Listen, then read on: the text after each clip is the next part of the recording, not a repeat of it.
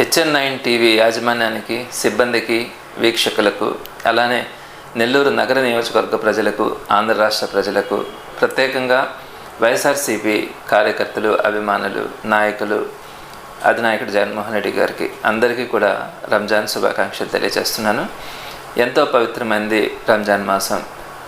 వారందరూ కూడా ముస్లిం మైనారిటీ సోదరిమణులందరూ కూడా ఈ నెలంతా కూడా ఉపవాసాలు ఉండడం కానీ, రోజుకి 5 సార్లు వాళ్ళు ప్రేయర్స్ చేయడం కానీ, సమాజం అంతా బాగుండాలి, అందరూ బాగుండాలి, అందులో నేను ఉండాలి అన్న ఒక లక్ష్యంతో మైనారిటీ సోదరులందరూ కూడా ఈ నెల రోజుల పాటు ఉపవాస దీక్షలు, కఠినమైనటువంటి దీక్షలు చేస్తూ ఉన్నారు.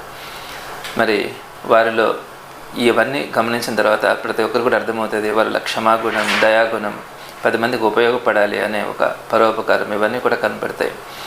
మరి ఇటువంటి మాసం సుమారుగా పూర్తి కాబోయే రోజున రంజాన్ పండుగ జరుపుకోవడం కూడా జరుగుతుంది.